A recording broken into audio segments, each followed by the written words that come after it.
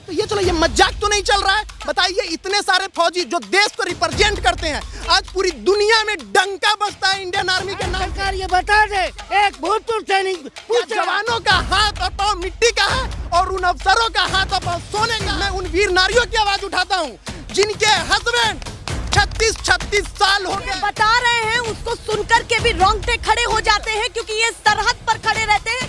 बस अंतर इतना है कि आज वर्दी नहीं पहनी है। इंडियन आर्मी एक ऐसी आर्मी है, साहब लोग, आप लोग हैं, चलती गोली के सामने में दौड़ जाता है इंडियन आर्मी। बस आते से भी है या जनता को भी बताना चाहते हैं, सारे को, सबसे, नेताओं से और उन अफसरों से अच्छो। अगर विपक्ष गलत करेगा, विपक्ष के सामने पक्ष करेगा, पक्ष के सामने सवालना चाहता हूँ, क्या मजाक चल रहा है यहाँ पे? जंतर मंतर से लेके अरुणाचल प्रदेश तक हमारी सारी फौज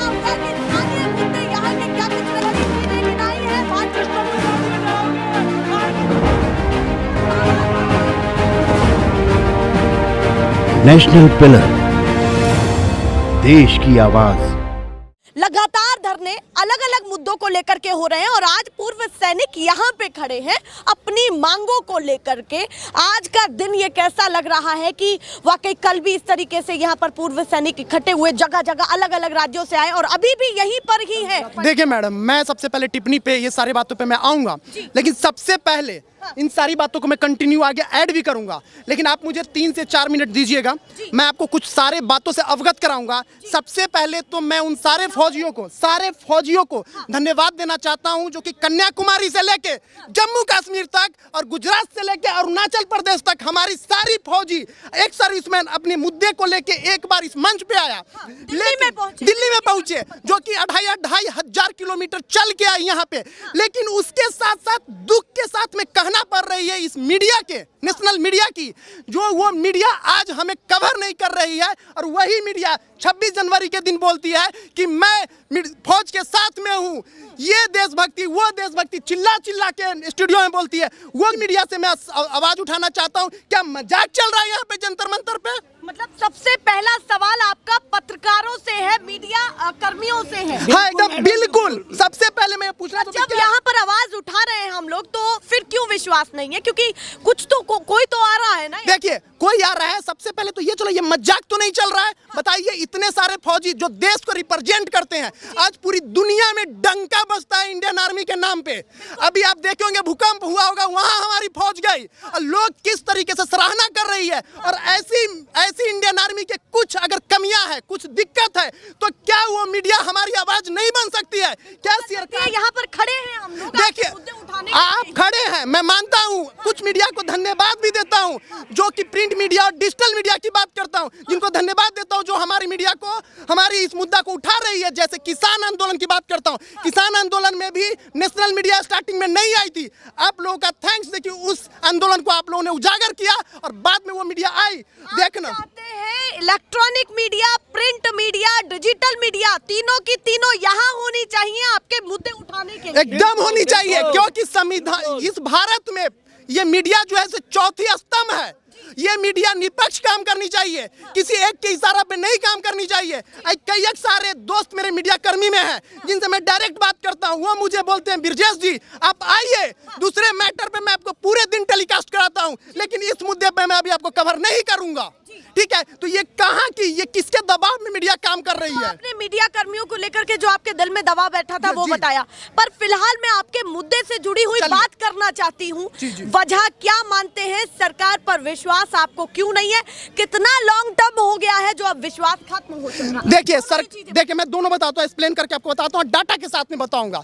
देखिए, सरकार पे पहली बड़ी बात, जो कि जो OROP, 1 रैंक 1 पेंशन, जो 40 साल का एक दिन का मुद्दा नहीं है, सरकार ने हमको दिया, उसके लिए थैंक्स, बहुत लंबे से उसके सरकार को थैंक्स। लेकिन सरकार को जो इनपुट दिया गया, मतलब अच्छी चीजों के लिए धन्यवाद। हाँ, धन्यवाद, क्यों नहीं धन्यवाद देंगे? मैं पक्ष को भी, विपक्ष को भी, हम फौजी कोई किसी पार्टी से नहीं है, हम किसी पार्टी से नहीं है, लेकिन जब सवाल आएगा तो अच्छी चीजें होंगी वो भी बताई जाएगी, जो बुरी वही बताई जाएगी, चाहे पक्ष हो या विपक्ष हो। अगर विपक्ष गलत करेगा, विपक्ष के सामने पक्ष करेगा, पक्ष के सामने सवाल उठाएंगे।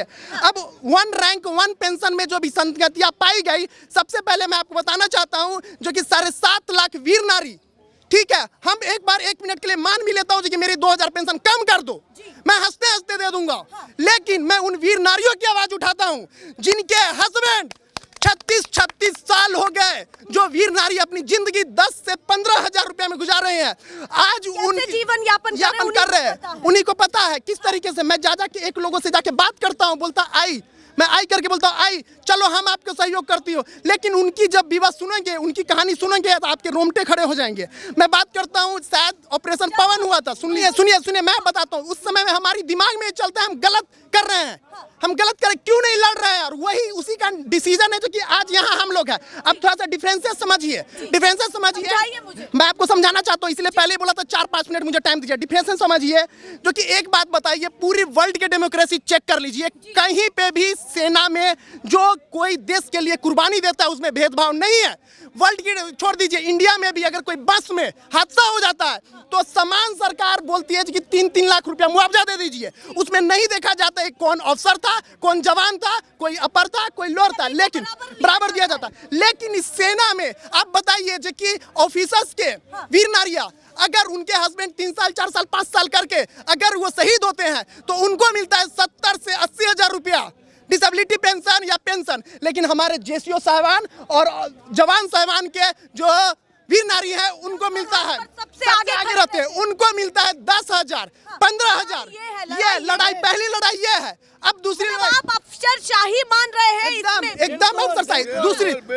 दूसरी बात सुनिए, दूसरी बात क्या है, एमएस सारे मुद्दे पे आएंगे, मैं एक मुद्दा पे सारे मुद्दे पे आएंगे सर। आप मुझे, मैडम ने प्रॉमिस किया है कि मुझे टाइम देंगे, ठीक है, देखिए सारे मुद्दे। दूसरी मेरी बात, एक बात मैं आपसे पूछना चाहता हूँ, क्या अफसर का हाथ कटेगा? मैंने एक जाके ऑपरेशन पवन में साहब लोग सर्विस किए होंगे, ये साहब लोग सर्विस किए होंगे। ऑपरेशन पवन में मेरा जन्म नहीं था, लेकिन आज ऑपरेशन पवन का 36 साल हो गया है। मैंने उनसे जाके एक साहब से बात किया, उनकी एक टांग कटी हुई है, एक हाथ कटा हुआ है, उंगली गया हुआ है, लेकिन जब उनसे बात किया गया तो बताया कि मेरी जिंदगी में, मेरे लाइफ में 1 साल की जिंदगी में 3 दिन खुशी का पल आता है, 26 जनवरी, 15 अगस्त, आर्मी डे, सम्मान का दिन होता है, बाकी दिन ऐसे ही चले जाते हैं, कोई पूछने नहीं आता है।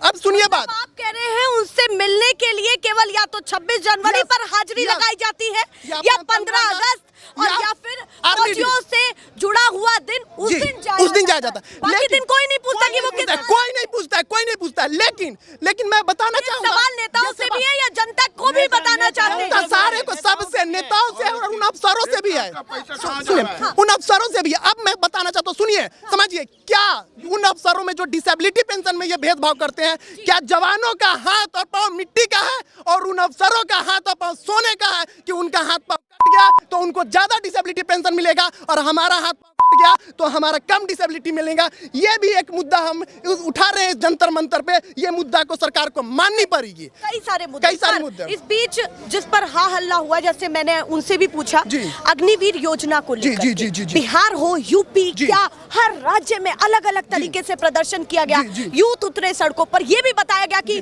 ट्रेनें क्यों फूकी जा रही हैं, देश की संपत्ति का ही नाश कर रहे हैं, वो गलत है, वो बिल्कुल गलत है।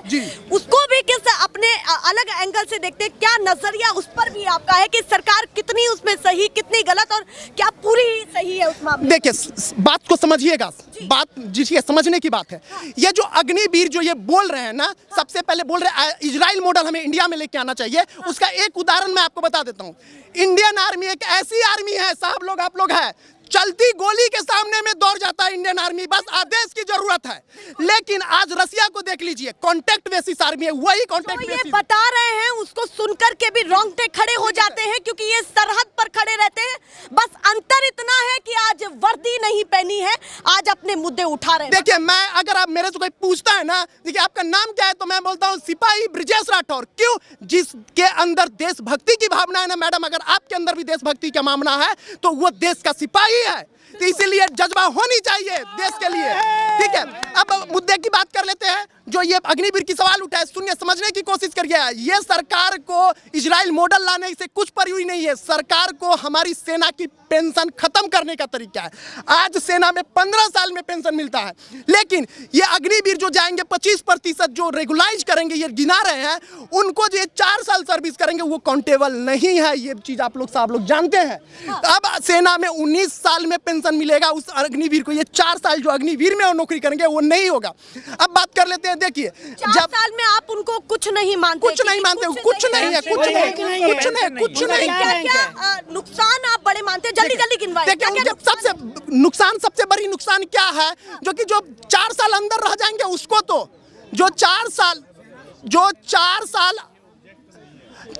जो अंदर रहेंगे वो तो सेना में डिसिप्लिन हो जाएगा, लेकिन जो 75% बाहर आएंगे उसकी क्या गारंटी लिया जाएगा जी कि वो सही रास्ते पे चलेंगे या नहीं चलेंगे, वो देश के लिए अच्छे काम करेंगे। सोच विचार किया जाए, उस पर भी उस पर भी सोच विचार फिर से पुनर्विचार किया जाए। इससे क्या होगा, देखिए जो 25% में अपने आप को सेलेक्ट करने के लिए वहां पे फौज में अफसरशाही बढ़ेंगे। पहले से ही फौज में अफसरशाही बढ़ा हुआ है, आज भी अफसरशाही बढ़ेंगे, क्योंकि आप अपना दर्द सरकार को बता रहे हैं कि क्या कुछ अंदर खाने हो रहा है। ये सरकार सिर्फ अफसरों की सुन रही है और उसी के आधार पे ये 1 रैंक 1 पेंशन दे दिया गया। उसमें प्रीमेच्योर पीएमआर को नहीं कैलकुलेट किया गया। आज जेसीओ साहिबान के -0.50 से लेके 5% तक के पेंशन जो 2016 के बाद साहब लोग आए हैं उनका कम गया है। वो टेबल 7 और टेबल 8 में जाके चेक कर ले। अगर किसी को लगता है कि मैं गलत बोल रहा हूँ, ठीक है, अगर किसी को लगता है flag day red cross,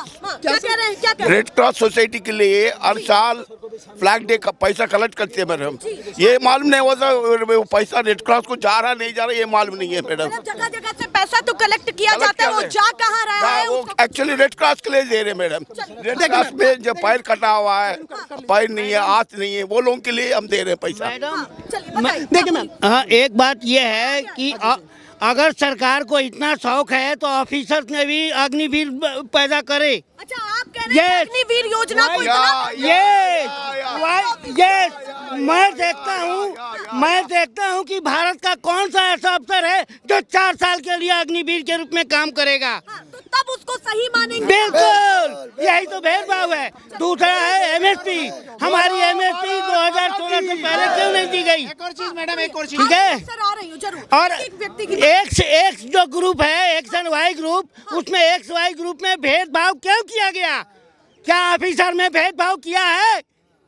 Bharat सरकार ये बता दे। एक भूतपूर्व सैनिक पूछ रहा है